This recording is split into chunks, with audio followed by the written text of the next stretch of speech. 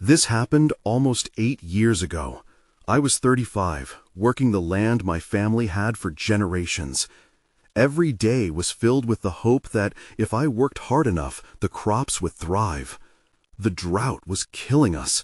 I felt the weight of desperation on my shoulders. One evening, I went to the market as the sun set. Dust lingered in the air, and the worn stalls felt sad. My neighbors looked tired, their eyes dull. I bought some tomatoes and beans, but I knew it wasn't enough. Time was running out. That's when I saw him. A tall man stood apart from the crowd, dressed in dark clothes. His sunken eyes caught mine, and he smiled. It was a crooked smile, and it sent a shiver through me. He stepped closer. "Javier," he said, knowing my name, "I have a solution for your troubles." I was skeptical, but I was also desperate. My stomach twisted. I needed to hear him out. He spoke of prosperity, rich harvests if I accepted his pact. His words were like a dream. Maybe I was too far gone to think clearly. After I agreed, everything changed. The rains came. My crops grew wildly. Our village began to thrive. Fields bustled with life and color. It felt like a miracle. But something else was creeping in, an unease that wrapped around me. I saw strange shapes at the edges of my field, like shadows shifting in the dark. It made my heart race. Farm animals stared at me with eyes that glinted like glass. There were whispers at night, muffled, yet loud enough to wake me. I thought it was all in my head, but the villagers looked at me differently. Their glances were worrisome. I tried to brush it off, focusing on my harvest, but my nights were restless. The closer I got to each harvest, the more the whispers grew. I could feel a presence lurking behind me. One night, I went outside, feeling trapped by my own thoughts. Then I saw him.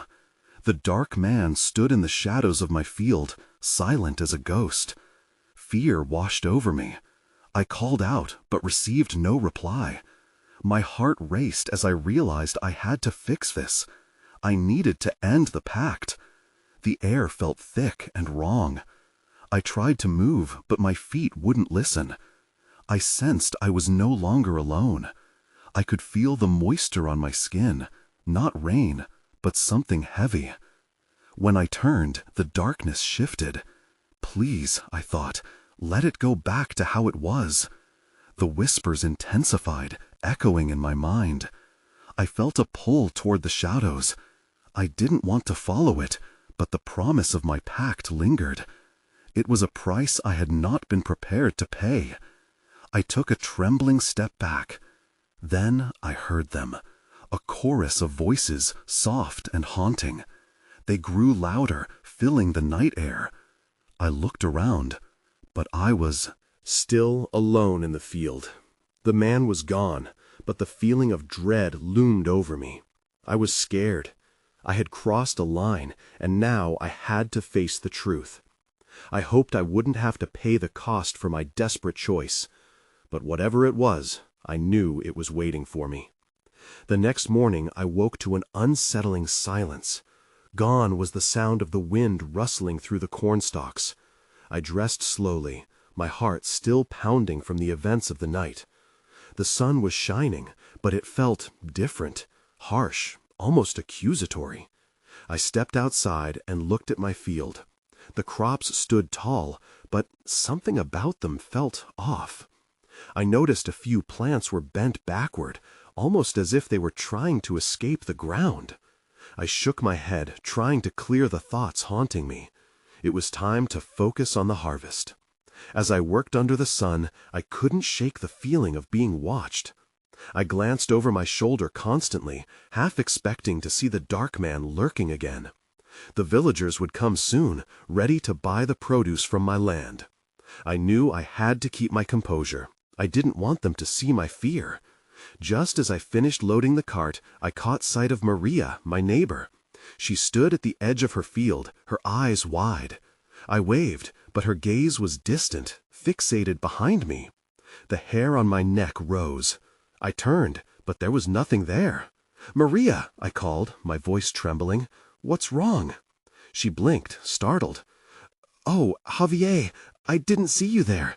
I thought I saw something moving in your field." My heart dropped. "What do you mean?" "I don't know. Shadows. They danced in the corner of my eye." Her face paled, and I could see she was scared. "It's not just the crops. It's something else, like spirits watching." "Spirits," I echoed, the words sounding foreign and dreadful. "Ever since you accepted, whatever it is you accepted," she glanced at my fields warily, "things have changed, a sense of wrongness." I swallowed hard. If she could see it, then it wasn't just me. I felt a knot tighten in my stomach. I had to confront this, but I didn't know how. Later, I returned home, my mind racing with all I had seen and heard. I wanted to forget about the pact, bury the memories. But I sensed an urgent need to investigate. I recalled the stories my grandmother told me about the old ways, about breaking pacts forged with darkness. That night, I sat up, determined. I would need to gather herbs, items from the land, anything to help me cleanse my field. The thought of stepping back outside sent chills down my spine.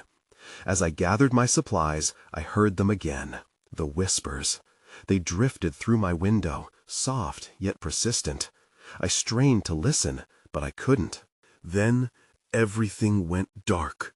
The lights flickered and died, plunging me into shadow.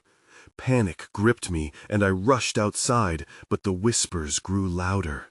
They swirled around me, an angry wind carrying words I couldn't understand. I could taste the damp earth and felt a coldness envelope my skin. My heart raced as I stepped into the dark, feeling for a way through. "What do you want?" I shouted into the night, but my voice was swallowed by the void. That's when I saw it, shapes darting at the edges of my sight. I felt their energy, raw and terrifying. They weren't just shadows, they were something more, something that wanted to claim what I had taken. "Please," I whispered, backing away. I made a mistake. But the figures persisted, closing in. I realized too late the price wasn't just mine to pay. I had awakened something that might also demand its toll from those I cared about. And as the whispers reached their crescendo, I knew my fight was just beginning. The next day, I woke to a dawning realization that would not leave me alone. I could feel the weight of my decisions pressing down on me. I needed help, but who could I trust when the entire village held myths about the darkness that surrounded us? I decided to speak to Abuela Elena, the village healer. She knew the old ways. As I walked to her house, I replayed Maria's words in my mind. Something was wrong with my field. I felt it, saw it, but now it was all I could think about. Shadows, spirits, the darkness, the pact. I stopped briefly to catch my breath, heart racing as memories of last night flooded back. What had I awakened? When I reached Abuela Elena's, the door was ajar. I pushed it open and stepped inside. The air was thick with the scent of herbs, and the flickering light of candles cast long, flickering shadows on the walls. "Abuela?" I called, unsure if she was there. "Javier," her voice came soft yet firm from the other room. "I have been expecting you." I felt a chill run through me as I moved towards the sound. She was seated at a table cluttered with jars and dried plants. Her eyes, wise and expressive, studied me intently. "It is about your field, isn't it?" I nodded, unsure of how to explain. I had a dream, an encounter. There's something wrong. The crops are bent and—" I hesitated. "I fear I have awakened something dark." Abuela Elena sighed. "The land remembers what it has endured, and the darkness does not forget. The pact you made, it demands a price. Have you felt its effects?" "Yes," I cried. "Maria saw the shadows too. She's afraid, and I am too. I can't let it hurt anyone else." Her expression grew serious. "You must act quickly, Javier. The longer it lingers, the stronger it becomes. Tonight, you will. You must confront it and cleanse your field with the sacred herbs." I swallowed hard. "But what if it wants to fight back?" She held my gaze. "You must be resolute. The spirits can be formidable, but you hold the power of the land within you. Don't forget that." The gravity of her words settled over me like a heavy cloak. I thanked her and hurried back home, determination burning within. I gathered the herbs and items Abuela Elena had given me. I remembered the stories she told of people standing against darkness, but my heart was still heavy with fear. As the sun dipped below the horizon, I stepped into my field. The shadows danced, restless. I placed the herbs in a circle, whispering prayers under my breath. The wind picked up, swirling around me, as if the very land was alive. Suddenly, a sharp coldness pierced the air, cutting through my defenses. I sensed a presence before me, more than just shadows. It felt like a storm was brewing, ready to unleash its fury. "Come forth," I shouted, attempting to hold my ground. "I am here to end this. You can't have me or anyone else." The darkness coiled around me, rising and falling like a serpent ready to strike. I felt a pulse, an echo of what lurked just beyond my sight. "What do you want?" I demanded, the tremor in my voice betraying my fear. Then a figure emerged from the gloom, not quite human, but not entirely a shadow. Its eyes glowed, reflecting a hunger that stole the breath from my lungs. I realized then that this fight was not just for me. It held the potential to devour everything I loved. "Tonight," it whispered, the echo chilling me to the bone. "Tonight, the price will be paid." With that ominous proclamation, the whispers surged around me, and I braced myself for the confrontation I had no choice but to face. I stood frozen, heart pounding in my chest as the figure loomed closer. It exuded a darkness that felt alive, hungry. I could barely breathe. "I won't let you take anything from me," I shouted again, desperation rising in my throat. The response was a sinister laugh that echoed around me, seeming to shape the very fabric of the air. "You're too late, Javier. The time has come." The shadows twisted, revealing more of the figure, and for a brief moment I could almost see its true form. It was a gaunt, otherworldly creature, veiled in darkness and shadow. I stumbled back, nearly losing my footing. What had I summoned? Clenching my fists, I recalled the herbs and salt Abuela Elena had given me, focusing on the weight of my responsibility. I took a deep breath, letting it steady me. "This ends now," I yelled, bringing the herbs to my chest and stepping forward, determined to confront the malevolence. Just then, the wind howled, whipping around me like angry spirits, and the figure snarled. "Fight all you want, but know this. The land was sacrificed for your greed." It took a step forward, and the ground beneath it darkened, as if the earth itself was cracking under its weight. "What do you mean?" My voice trembled. "The land? I've only tried to nurture it." "Your attempt at harvest awakened the price of expansion. The pact requires balance, life for life." Dread fueled me. "What life? What balance?" Suddenly the whispers returned, swirling into a chaotic chorus, full of voices echoing from the past. I recognized some of them, lost farmers, the ones who had come before. Their anguish wrapped around me, suffocating.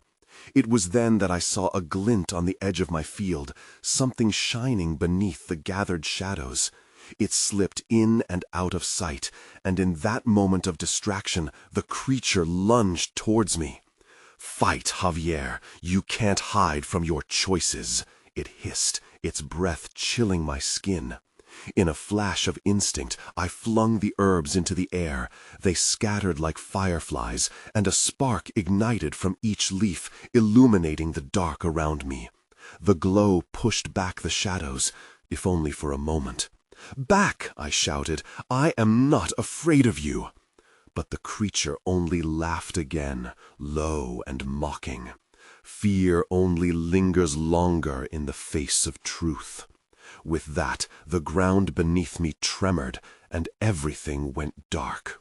Confusion slammed into me as I realized I had lost sight of the herbs.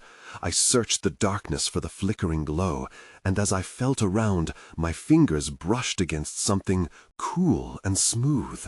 That's when I saw it. A pendant etched with symbols I recognized from Abuela Elena's tales, a seal of protection. But how did it end up here? Before I could grasp it fully, the shadows surged around me, tightening like a noose. Suddenly, I knew. The pendant was not just a relic, it was the link to breaking the cycle of sacrifice. I grasped it tightly, determination renewing my resolve. If I can just hold on. But then another presence emerged from the darkness, a feeling of urgency coursing through me. Someone was watching. I turned, but before I could react, a voice called out from the black. "Javier!" It was familiar, but it echoed as though from a distance, just as a new threat began to uncoil from the shadows around me. I strained to make out the voice. "Javier!" It was softer now, almost pleading. My heart raced. I racked my brain trying to place it. Part of me wanted to answer, to seek comfort in the familiarity, but the darkness pulsed around me like a living thing, and I knew I had to stay focused. The looming figure shifted again, its features becoming sharper in the dim light from the pendant. It wasn't just a creature of darkness anymore. It wore the shape of a man, tall, gaunt, with sunken eyes filled with malice. But that voice. "Who's there?" I called, forcing my voice to remain steady. "Show yourself."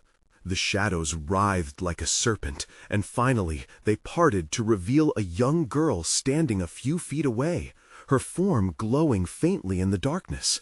It was Rosa, my childhood friend. I couldn't believe it. "Rosa? Is that really you?" "Javier," she whispered, her voice trembling. "You need to listen to me. The creature feeds off the land's pain. It wants to claim what it has lost." "What do you mean lost? I don't understand." I felt panic gnawing at the edges of my resolve. "I just wanted—" Rosa stepped closer, her expression stricken with worry. "You've disturbed the balance. The land is crying out. We all are. You must break the cycle before it's too late." Before I could respond, the creature snarled, the air around us vibrating with rage. "The more you cling to these truths, the more you seal your fate." It lunged forward, the shadows extending towards me. I raised the pendant instinctively, its symbols glowing brighter with my fear and desperation. "Get back!" I shouted fiercely, brandishing the pendant like a weapon. To my surprise, the piercing shriek that escaped from the creature's lips was deafening, and the darkness around me receded slightly. It was enough to give me hope, at least momentarily. "Javier," Rosa's voice broke through my thoughts. "You must use the energy of the earth. The pendant will guide you, but you have to connect with the land, with its pain and its desires." I looked at the pendant again, feeling its warmth pulse in my hand. "How do I do that?" I asked, desperation bleeding into my voice. "Close your eyes. Listen. Feel the heartbeat of the earth. You are a part of it," she instructed. The shadows twisted menacingly, and time felt suspended. My breath hitched in my throat, a storm of doubt and fear brewing within me. I didn't want to fail. I took a deep breath and closed my eyes. I focused on the ground beneath me, feeling the texture of the soil, the life it held. It was a connection I had forgotten, never should have lost. Suddenly, images flooded my mind. Villagers, workers, and lush fields that had once flourished, only to be shadowed by greed and loss. I felt the collective heart of my community pulsing through me like an echo. I opened my eyes, a flicker of resolve igniting in my chest. I'll do it. I'll fix this. I won't let you win. As I shouted those words, the pendant flared brightly, illuminating the darkness. But before I could act further, the air around me shifted violently, and everything blurred into chaos. And then, silence. My heart pounded again. What had just happened? And what about Rosa? Where was she now? I turned around, ready to fight whatever was next, but the shadows had thickened once more, and I felt the weight of impending doom close in on me. I stood there, my heart racing, waiting for something to happen. The silence felt heavy, almost suffocating. I wanted to call out for Rosa again, but the words caught in my throat. Then I felt it, a pulsing energy at my feet. It wasn't the pendant. This was something different. In the stillness, I slowly bent down and touched the ground. The soil was warm beneath my fingers, and I shivered. It felt alive, like it was breathing beneath my touch. I closed my eyes once more, trying to connect with that feeling, that heartbeat Rosa had mentioned. It was a risk, yet I had to try. "Listen, Javier," I whispered to myself. "You can do this." The images flooded back, memories of laughter, fields lush with crops, and families sharing meals under the sun. But alongside those memories, I felt despair, the drought, the disappointment on the farmers' faces when they would not get their yield. Those emotions tangled together within me, a volatile mixture. "Strength," I murmured, feeling the earth pulse again. "I need strength." Suddenly, the shadows lurched forward, creeping towards me like a tide. My breath quickened again. "No!" I shouted, pulling away from the ground. The pendant flickered, and I focused on it. I had to wield this power. I had to protect what was left. "Javier!" That voice again, urgent and sharp. I looked around, scanning the thickening darkness. The shadows shifted, forming the outline of a figure. But this time, it wasn't just a malicious silhouette. I could see movement, a shape struggling against the darkness.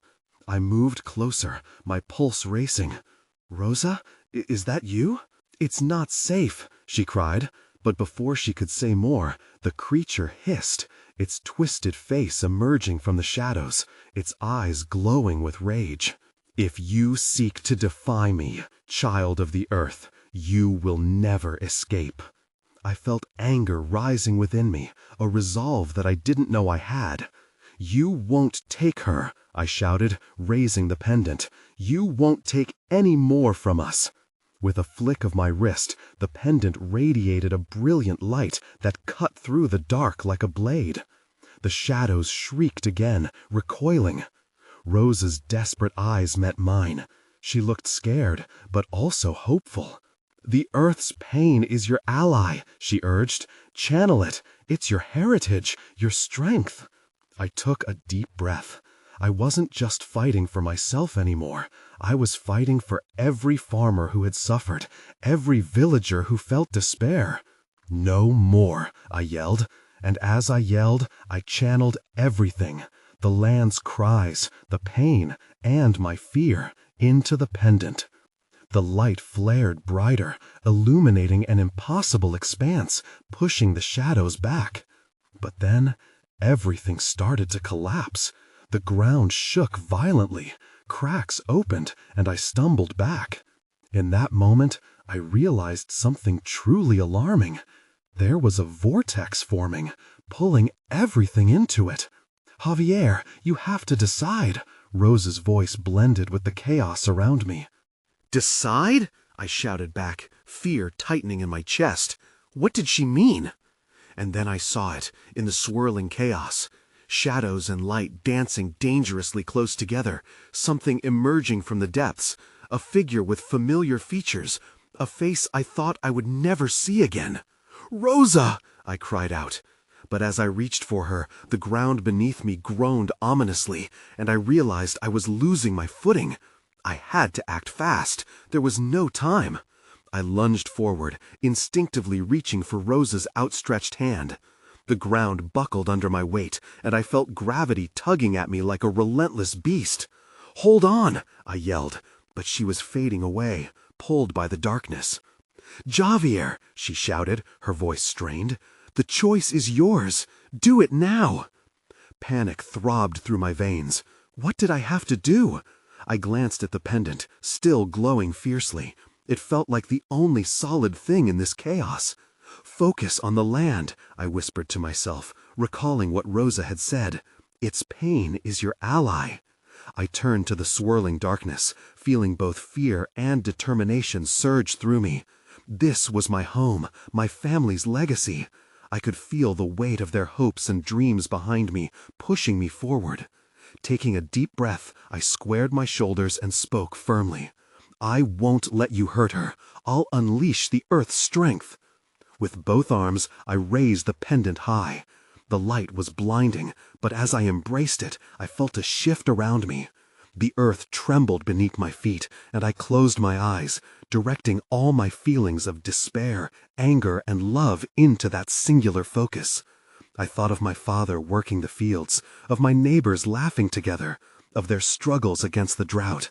I felt them all surge through me. "Help me!" I cried out. The ground roared in response, thrumming with energy. The shadows writhed, screeching and twisting as if in agony. I could sense them fighting back, but I stood firm. The light expanded, flooding the world around me, clashing against the darkness like thunder.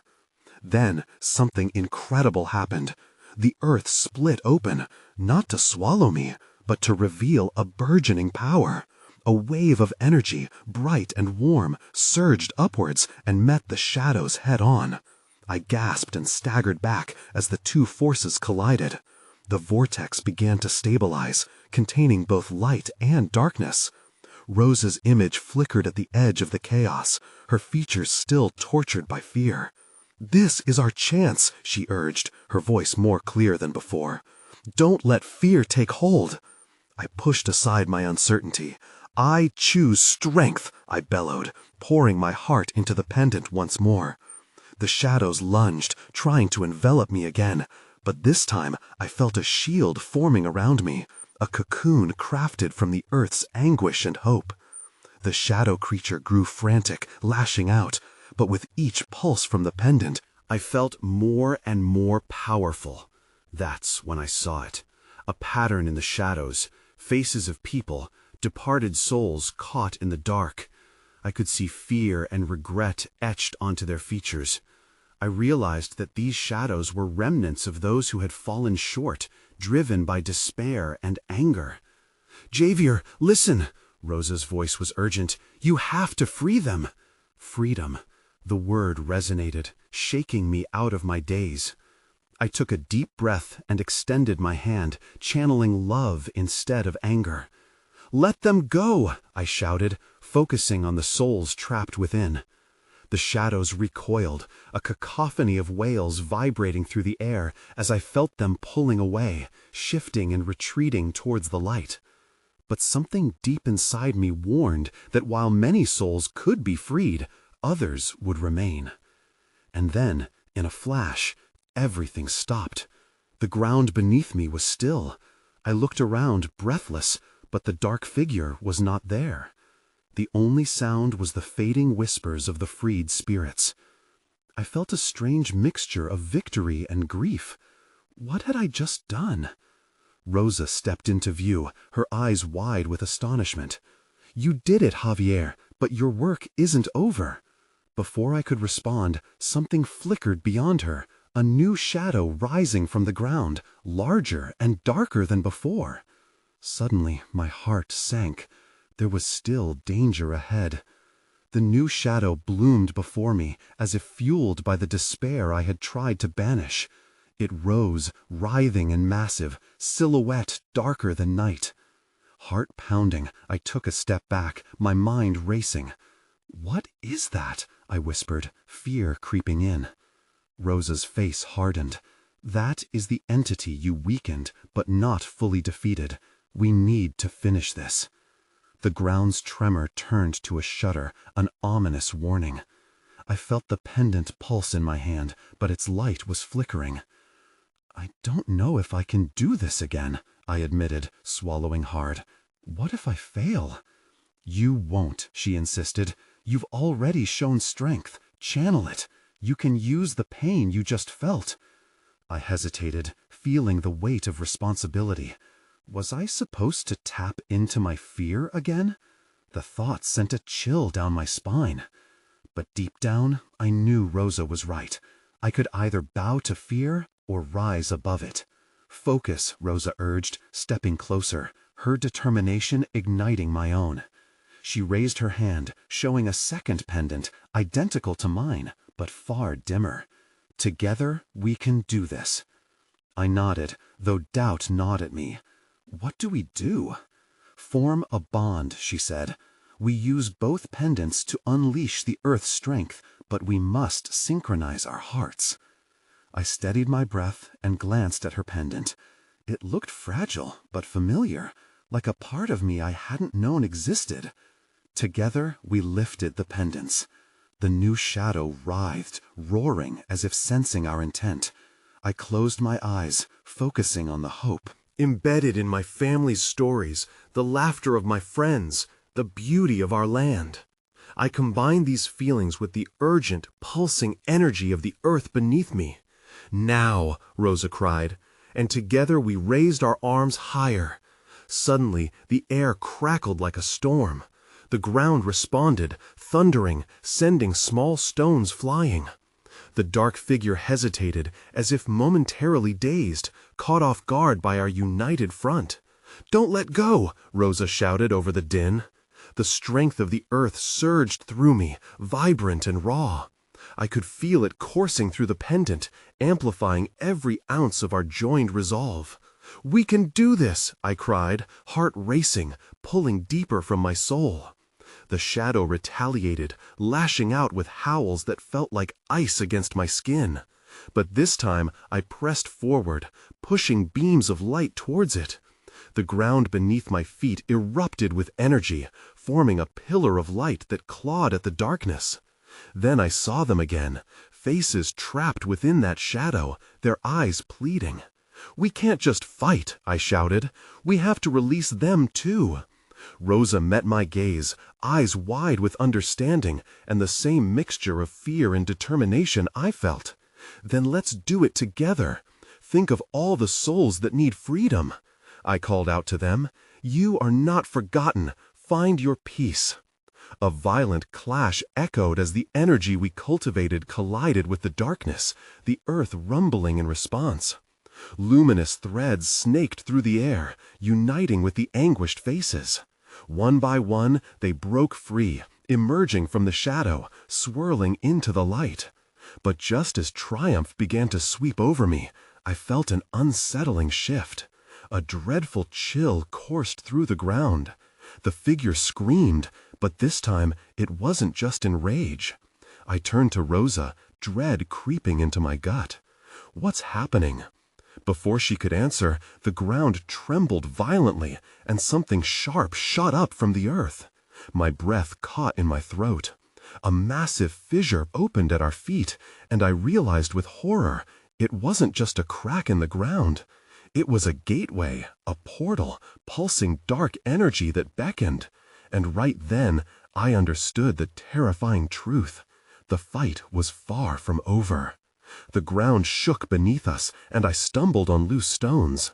My heart raced as the fissure grew wider, revealing a chasm swirling with darkness, a void that seemed to pulse in time with the growing dread in my chest.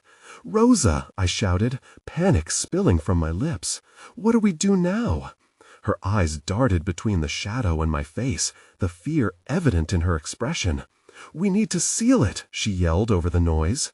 Her pendant flickered, almost as if it were struggling to keep up with the energy around us. But we can't let it suck us in.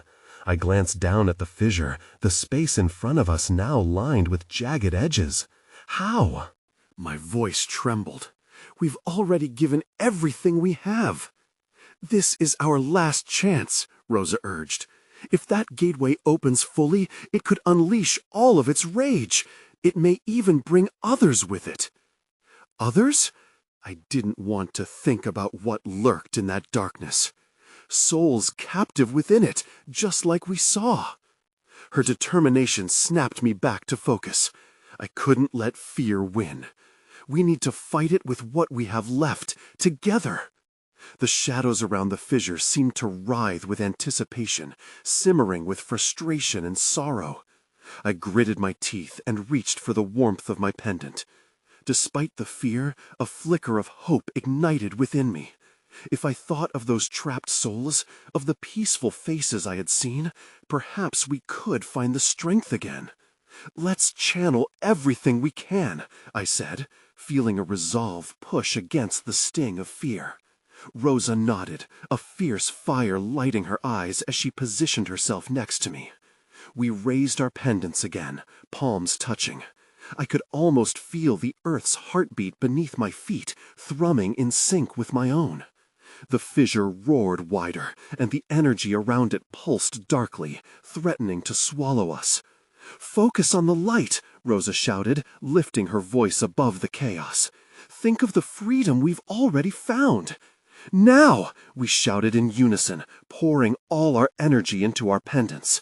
Light exploded from us, flooding the dark gaps and pushing back the writhing shadows. The fissure thrashed, emitting a shriek like a wild animal. The force of our light surged through the air, burning brightly against the dark energy. For a moment, I felt a fleeting sense of victory, but it quickly shattered as a powerful wind erupted, drawing me toward the edge. "Hold on!" Rosa screamed, her hands gripping mine tightly. The ground split even further. I could see glimpses of faces at the edge of the darkness. Lost, hopeless creatures waiting to be released. "We need to hold this," I pushed harder, locking my gaze on Rosa. "Together, we have to keep this up." But then, unexpectedly, I felt a tug on my heart, a pull from the open fissure, stronger than anything I had felt before. A whisper infiltrated my thoughts, urging me to let go, to step into the void. "Join us," it beckoned. "You can find strength in the darkness." "Don't listen," Rosa shouted, breaking through the cacophony. My breath quickened at the weight of temptation in those words. That's when I saw it. A shadow coiling behind the fissure, a grotesque figure more solid than the rest, eyes glinting with malice. It wasn't just chaos, it was intelligence, a presence with intent. A new fear washed over me. It was no longer merely a battle of forces. Someone or something was controlling it. And before I could react, a thunderous roar erupted from the fissure, leaving me gasping for breath. It's not over, I realized, heart sinking. It's changing. Writhed beneath us, drawing energy like a predator hungry for prey. I clung to Rosa's hand, feeling the warmth of her presence grounding me in the chaos. "We can't stop now," I shouted, willing us both to stand firm. The shadows twisted and howled around us, trying to tear at our resolve. I could feel the darkness seeping into my thoughts, whispers wrapping around my mind, tempting me to surrender. "Javier, don't listen!" Rosa's voice cut through the fog of doubt, clear and vibrant. "We have to break the cycle. Focus on the light. Remember why we're fighting." The shadows surged closer, their forms distorting into twisted shapes, faces of despair, anger, and pain. Each one felt familiar, almost suffocating. I recoiled from their gazes. I could almost hear the echoes of forgotten voices, gasping and pleading, woven with my own fear. But beneath that fear there was something else, an ember of defiance sparked by the memories of laughter, toil, and life waiting on the other side of this fight. I thought of my family, the village, every face that had walked alongside me. "We are more than this darkness," I whispered to myself. "We can do this." "Together," we shouted again, the words igniting something within us. The pendants vibrated with such intensity I feared they would shatter. "Channel everything you have," Rosa urged, locking her gaze on mine, our shared fear morphing into determination. At that moment, a storm ignited around us, the air crackling with energy. I felt the earth pulsing beneath me, resonating as if it too was aware of the stakes. "For our families," I yelled, and the earth trembled again as if it responded to our rallying cry. With one furious thrust, we raised the pendants higher, catalyzing the light that pulsed between us. A surge of warm energy exploded forth, illuminating the fissure and casting the shadows back. It was empowering, but the dark creature at its center flinched only briefly before howling in frustration, rallying against our efforts. "Now, Javier," Rosa urged, "focus on what needs to be freed." I poured every ounce of love, pain, and grief into my pendant, feeling the land's heartbeat sinking with mine. The fissure roared as I recalled the faces of those forgotten, the spirits caught between worlds. "You are not alone. You will be free," I yelled against the roar. "Away from here!" At once, a blinding light erupted, cascading over the darkness, enveloping the shadow creature, and forcing the tendrils of despair to retreat. The fissure let out a final rage-filled howl, and I pushed harder. I could feel the darkness ripping away from the perimeter of our light, the warmth igniting the coolness that draped over the land like a shroud. "This is our home," we shouted together, the bond between us completely unbroken. Then a rupture formed within the fissure, and tangled echoes surrounded us, both agonizing and hopeful, voices of the lost merging into a chant of freedom. Light pulsed, and the fissure began to close, the shadows contorting and recoiling. I locked my eyes on the creature, its form flickering and flickering as it fought against our light. But then came a moment of silence, tense and still. All energy seemed to hold its breath. And then, suddenly, darkness engulfed our light. Everything went black. The last thing I felt was Rosa's hand slipping from mine as the world around me spiraled into chaos. I gasped awake somewhere else. The earth was solid beneath me, cooler than before. I sat up slowly, the faint light of dawn struggling to break through the horizon. Confusion settled in. I scanned my surroundings. I was back in my field, the crops untouched and still drenched in dew. Yet the air felt different, charged, pulsing with an energy I couldn't quite describe. "Rosa?" I called out, voice small and broken. A breeze rustled the leaves, but there was no reply. Fear prickled at the edges of my heart. Without her, would I have the strength to face whatever had come next? Panic clawed at me as I stood up, surveying the landscape for any sign of her. I needed to know if she had made it out too. Rather than panic, I felt a sudden, deep calm wash over me. Perhaps she was still with me. Perhaps we had both survived this. The air hummed softly around me, and as I reached the edge of my now untouched field, I felt that connection return, the bond to the earth, to every soul that had fought beside us. It was a reminder of the strength that lingered in the world. But as I took a few steps forward, my heart sank again. In the far distance, I could see a figure, shrouded in shadow, lurking at the edge of my field. Fear gripped me, despite the light surrounding me, and all of my resolve faltered. Was it truly over? Or had the shadow merely receded, awaiting another chance to strike? I stood there, breath caught in my throat. And while the sun rose higher, bathing my field in light, the echo of uncertainty loomed over me. Had I truly sealed the darkness away? Or did those shadows remain, waiting for the perfect moment to reclaim what they had lost? I would never truly know. All I could do was stand in the daylight and brace myself for whatever was next.